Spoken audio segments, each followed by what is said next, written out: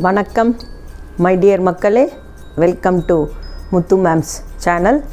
Wish you a merry Christmas. So today's Christmas special secret Santa. So உங்கள் எல்லாருக்கும் தெரியும் secret சாண்டானா அது எப்படின்னா, எல்லோரும் ஒர்க் பண்ணுற இடத்துல ஐடி கம்பெனிலேயோ காலேஜ்லேயோ ஸ்கூல்லேயோ ஸ்டூடெண்ட்ஸுங்கோ ஸ்டாஃபுங்க ஒர்க் பண்ணுறவங்க எல்லாருமே ஜஸ்ட்டு ஷஃபிள் பண்ணி அவங்க நேம் போட்டு எல்லாருடைய நேமை ஷஃபிள் பண்ணிவிட்டு அதை பிக் பண்ணிவிட்டு யார் நேம் வருதோ அவங்க கூட சீக்ரெட்டாக விளையாடணும். இதாங்க லாஸ்ட்டு ஃபைனலாக ரிவீலிங் டேட் சொல்லிட்டு ரிவீல் பண்ணுவாங்க. அது ரிவீல் பண்ணி யார் சீக்ரெட் சாண்டான்றதை அவங்களுக்கு சொல்லுவாங்க. சீக்ரெட் சாண்டான்னு சொல்லுவாங்க, கிறிஸ்டைல் சொல்லுவாங்க, secret Santa and that is angel, secret angel அப்படின்னு சொல்லுவாங்க. ஸோ இந்த மாதிரி எல்லாருமே விளையாடுவாங்க. ஸோ இப்போ இன்றைக்கி கிறிஸ்மஸ்ன்றதுனால ஸோ இதையே ஒரு டாப்பிக்காக எடுக்கலாம் அப்படின்னு சொல்லிட்டு தான் இது எடுத்தேன்.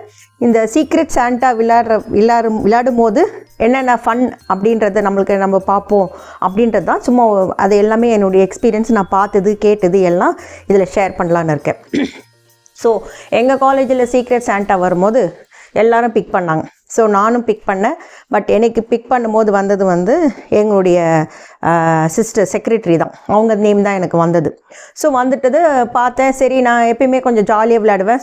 ஸோ சீக்ரெட் சிஸ்டர்னும் போது கொஞ்சம் அப்படியே யோசித்தேன். பட் இருந்தாலும் அவங்கவுங்க பிக் பண்ணாங்க. ஸோ அதில் 2 பேர் வரல. ஸோ அதனால் வேறு யாராவது ஒருத்தரை எடுத்துக்க சொன்னாங்க அவங்க 2 பேருக்கும். உடனே பிரின்ஸிபல் சொன்னாங்க, பார்த்து அவங்க சிஸ்டர் பேரே வந்துட போகுது, நம்ம எல்லாரும் அவங்கவுங்க பார்க்கணும்ல. ஸோ நம்ம பேரே நம்ம வந்துட்டால் திருப்பி போட்டுட்டு திருப்பி மறுபடியும் எடுக்கணும். ஸோ அப்படி என்ன பண்ணுறதுன்னா, நீங்கள் நம்புங்க, ஐயோ சிஸ்டர் போய் வரதுக்கு சான்ஸ் இல்லை, ஏன்னா அந்த பேர் எனக்கு வந்துருச்சு அப்படின்னு நான் சொல்லிட்டு இருப்பேன். அந்த அளவுக்கு எனக்கு ஒரு இதுவாச்சு, டக்குன்னு நம்மளுக்கு வந்துடும். ஏன்னா நம்மளுக்கு தான் வாயில் தான் எதுவும் நிற்காதுங்களே. ஆனால் ஒன்றுங்க, இந்த பெண்களுக்கு முக்கியமாக பர்டிகுலராக எங்களுக்கு சீக்ரெட்டை மெயின்டைன் பண்ணவே தெரியாது. பட் ஒன்றே லைஃப்பில் நாங்கள் ஒரு சீக்ரெட்டை மெயின்டைன் பண்ணுறோம் அப்படின்னா அது இந்த சீக்ரெட் சாண்டா தாங்க. பட் அப்போ கூட பார்த்தீங்கன்னா அப்படின்னு நான் சொல்லுவேன்னு நீங்கள் நினைப்பீங்க. பட் அப்போ கூட பார்த்தீங்கன்னா யாராவது ஒருத்தர்கிட்டையாவது நம்ம சொல்லியிருப்போம். கரெக்டாக நீங்கள் யோசிச்சு பாருங்கள், கண்டிப்பாக ஒருத்தர்கிட்டையாவது சொல்லுவோம். ஏன்னா நம்மக்கிட்டலாம் சீக்ரெட் நிற்காது. பட் அப்படி சப்போஸ் இன்கேஸ் நீங்கள் சொல்லாமல் விளையாண்டிங்கன்னா அப்போ பெரிய விஷயங்க. உங்களை நம்பி என்ன சீக்ரெட் வேணாலும் சொல்லலாம். அதுக்கு நான் சொல்லலாம். ஸோ அப்படி இருக்கும்போது அடுத்தது ஒவ்வொருத்தர் அவங்க எடுத்தாங்க. ஒவ்வொருத்தருடைய ரியாக்ஷன் பார்க்கலையே, அவ்வளோ ஃபன்னாக இருந்தது.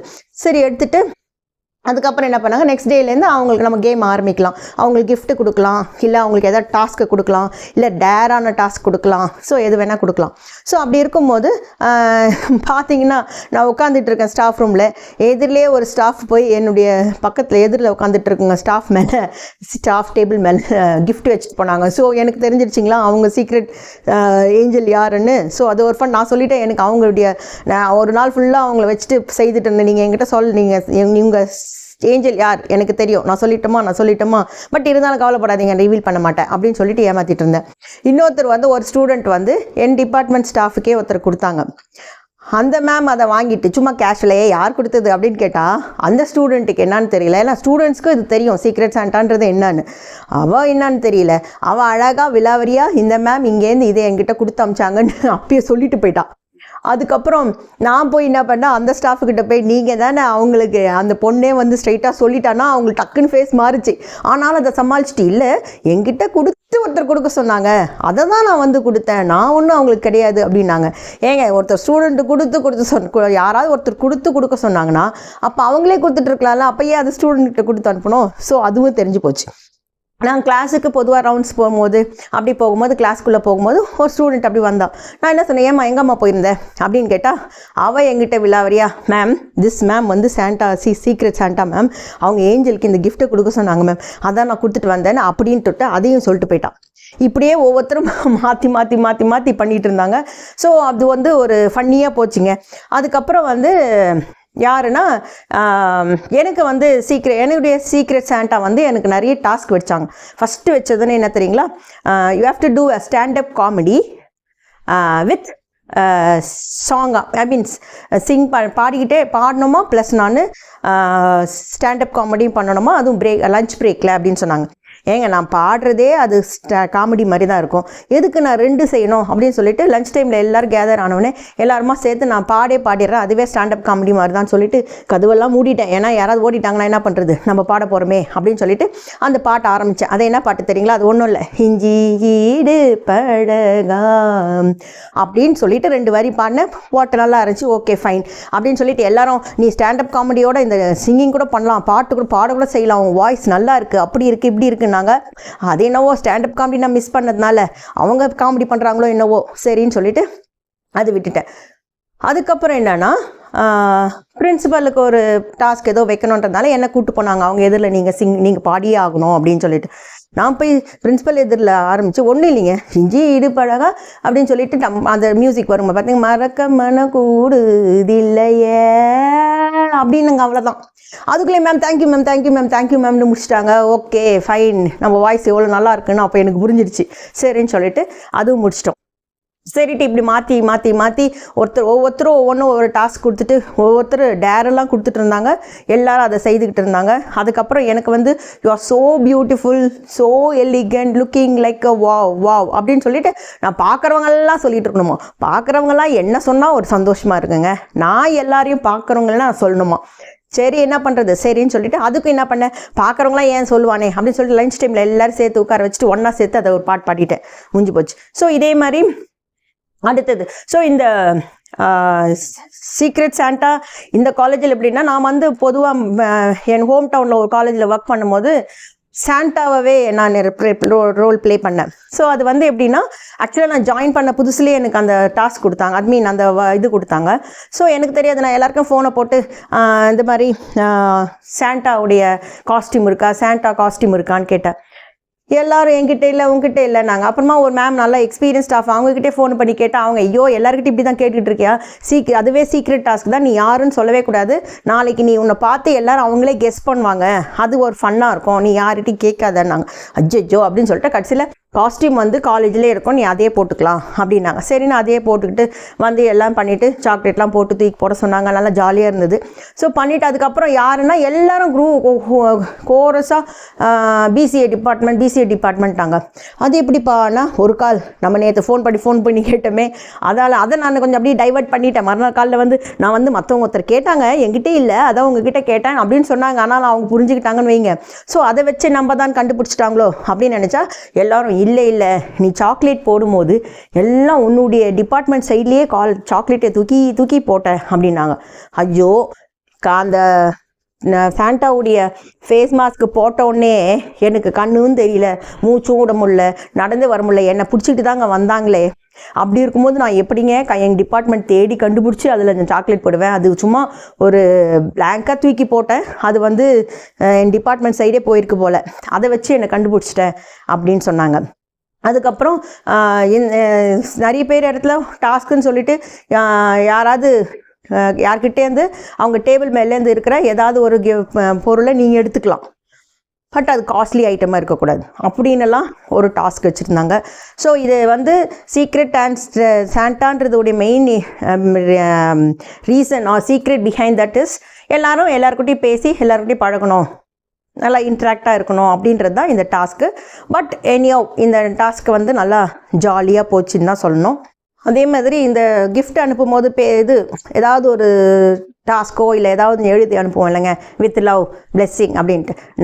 நானும் எடுத்தேன், வேகமாக எடுத்து எங்கள் சிஸ்டருக்கு எழுதலான்னு எழுதி அழகாக எழுதிட்டு கீழே வந்து நம்ம முத்து அப்படின்னு சைன் போட்டேன். அப்புறமா அந்த தெரிஞ்சு ஐயோ நம்ம எழுதுனா நம்ம சைன்லாம் பேரெலாம் கொடுக்கூடாது, சொல்லக்கூடாது இல்லைங்க, அது நம்மளுக்கு வராது. சரி என்ன பண்ணேன், நம்ம ஹேண்ட் ரைட்டிங் வச்சு கண்டுபிடிச்சா ஏதாவது பண்ணிடுவாங்க சொல்லிட்டு நான் அந்த சீட்டு எழுத அனுப்புறதே விட்டுட்டேன், அது பண்ணுறதே இல்லை, அது பண்ணல. அதுக்கப்புறம் ஒரு ஸ்டாஃப் என்கிட்ட வந்து மேம் எனக்கு கிஃப்டே வரல மேம், என்னை யாராவது அடாப்ட் பண்ணிக்கோங்க, என்னை யாராவது பண்ணுங்க அப்படின்னு சொல்லிட்டு இருந்தாங்க. சரி அப்படியா பரவாயில்ல வரும் உங்களுக்கு, லாஸ்ட் டே ரிவீலிங் டே அன்றைக்கி உங்களுக்கு பெருசாக ஒரு கிஃப்ட் வருவோம் அப்படின்னு சொன்னேன். அதுக்கப்புறம் அவங்களே கேட்டேன் நீங்கள் என்ன அனுப்பிச்சிங்கன்னா, நான் ஒன்றும் அனுப்பலை மேம், அதனால தான் எனக்கு வரலன்னு நான் கவலைப்படல, நானும் லாஸ்ட் டே வந்து கிஃப்ட் கொடுக்கலாம் அப்படின்னு சொன்னாங்க. அதுக்கப்புறம் ஒருத்தருக்கு வந்து என்ன வந்துச்சுன்னா, மெஜந்தாவில் க்ரீன் போட்டால் ஏதோ ஒரு டிஷர்ட் போட்டு நான் சொல்லியிருக்காங்க. ஸோ அவரும் அது சின்சியராக போய் ஷாப்பிங்கில் போயிட்டு ஷர்ட் வாங்கி போட்டு வரணுன்ட்டு ஷாப்புக்கு போயிட்டு கேட்டிருக்காரு. கடையிலே இல்லைங்களாம். அப்படி ஒரு கலரில் ஒரு டிஷர்ட்டே இல்லைன்னு சொல்லிட்டாங்கன்னு திருப்பி வந்து அவர் ரிட்டன் இதுக்கு எழுதியிருக்காரு, sorry I couldn't find that colour அப்படின்னு சொல்லிட்டு திருப்பி அமைச்சிருக்காரு லெட்டர். ஸோ இது வந்து வருஷம் ஃபுல்லாக ஒர்க்கு, ஜாபு, ஸ்ட்ரெஸ்ஸு, அது இதுன்னு போயிட்டுருக்க நம்ம லைஃப்பில் இந்த சீக்ரெட் சாண்டா வந்து கொஞ்சம் ஜாலியாக கொஞ்சம் இதுவாக இருந்தது, என்ஜாய் பண்ணோம். அதுக்கப்புறம் இன்னொன்று என்னென்னா, வேற ஒருத்தர் என்ன சொன்னாங்கன்னா, 2 பேருக்குமே மாற்றி வந்துச்சு. ஸோ 2 பேருமே மாற்றி கிஃப்ட் எக்ஸ்சேஞ்ச் பண்ணிக்கிட்டோம். தட் மீன்ஸ் இது வந்து இவங்க வந்து அவங்களுக்கு ஏஞ்சல், அவங்க வந்து இவங்களுக்கு ஏஞ்சல். ஸோ அப்படி இருக்கும்போது அவங்க இது எங்கள் பையன் ஆஃபீஸில் அப்படி இருக்கும்போது எக்ஸ்சேஞ்ச் பண்ணலான்ட்டு கிஃப்ட்டை எக்ஸ்சேஞ்ச் பண்ணிவிட்டு 2 பேருமே ஆசை 2 பேருமே பிரித்தா 2 பேருமே அஜந்தா கிளாக்குங்க. அது இன்னும் பொதுவாக நம்ம மேரேஜுக்கு தானே கிளாக்கு கிஃப்ட் பண்ணுவோம். ஆனால் இந்த சாண்டா சீக்ரெட் சாண்டாவில் கூட கிளாக் வாங்கிட்டு வந்து, அதுவும் இல்லைன்னா தமாஷுன்னா 2 பேருமே சொல்லி வச்ச மாதிரி கிளாக் வாங்கி வந்திருக்காங்க. 2 பேருமே எக்ஸ்சேஞ்ச் பண்ணி ஓப்பன் பண்ணால் 2 பேருமே 2 same brand, same Ajanta clock. But என்னென்னா நல்ல காலம் டிசைன் வேறு. ஸோ இதுவும் பார்க்குறதுக்கு நல்லா ஜாலியாக ஃபன்னாக இருந்தது. ஸோ அதுக்கப்புறம் பார்த்தீங்கன்னா எல்லாருக்கும் ரொம்ப ஈகர் என்னுடைய அது ஏஞ்சல் யாருன்னு கண்டுபிடிக்கிறதுக்கு. எல்லோரும் நான் டீச்சிங் ஸ்டாஃப்லாம் வந்து என்கிட்ட உங்களுக்கு யாரும் நானும் அவங்க காதுகிட்ட போய் சொல்ல மாட்டேன் அப்படின்னு சொல்லிட்டு வந்தேன். அப்புறமா அவங்க வந்து என் காதில் வந்து நான் சொல்கிறேன்ட்டு வந்து அவங்களும் என் காதில் வந்து நான் சொல்ல மாட்டேன். இதுலேருந்து என்ன தெரியுதுன்னா, இந்த சீக்ரெட் சாண்டாவில் நாங்கள் எல்லாருமே ஒவ்வொரு ஏஜ் குரூப்பில் இருந்தாலும் நாங்கள் எல்லாருமே குழந்தைக்கு கீழே நல்லா ஜாலியாக நல்லா என்ஜாய் பண்ணோம் தான் சொல்லணும்.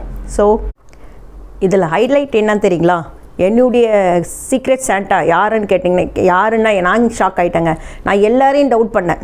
ஓகேங்களா, எல்லாரையும் டவுட் பண்ணேன். இவங்க யாருக்கு என்னுடைய கிஃப்ட்டு வந்து நான் ஃபஸ்ட்டு ஏர்லியாக வந்துடும். ஸோ அப்படி இருக்கும்போது யார் சீக்கிரமே வந்துடுவாங்களோ அவங்களெல்லாம் டவுட் பண்ணேன்.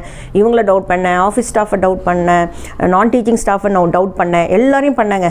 கடைசியில் என்னுடைய சீக்ரெட் சாண்டா யாருன்னா, என் டிபார்ட்மெண்ட்லேயே ரீசெண்ட்லி ஜாயின் பண்ண நியூ ஸ்டாஃப். ஆனால் அவங்க அவ்வளோ டாஸ்க் கொடுப்பாங்கன்னு நான் 1% கூட நினச்சி பார்க்கல. வந்து பார்க்கும்போதே அவங்க என் காலில் விழாத குறையாக ஓடி வந்தாங்க. ஐயோ வானம்மா, யூ ஆர் வெல் பிளேட். சொல்லப்போனால் நாங்கள் எல்லாருமே விளையாடணும். ஆனால் அவங்க தான் ரியலாக நல்லா விளையாடினாங்கன்னு சொல்ல முடியும். அதுக்கப்புறம் அந்த ஆஃபீஸ் ஸ்டாஃப் சொன்ன பாருங்கள், இவங்க நான் இல்லை, ஒருத்தர் கொடுத்தது தான் நான் கொடுத்தேன். நான் கடைசியில் பார்த்தா அவங்க தான் அவங்களுடைய சீக்ரெட் சாண்டா தான்.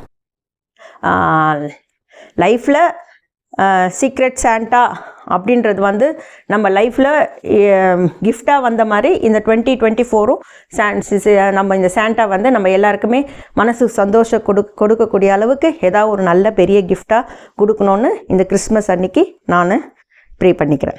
தேங்க்ஸ் ஃபார் வாட்சிங். Take care. பாய்.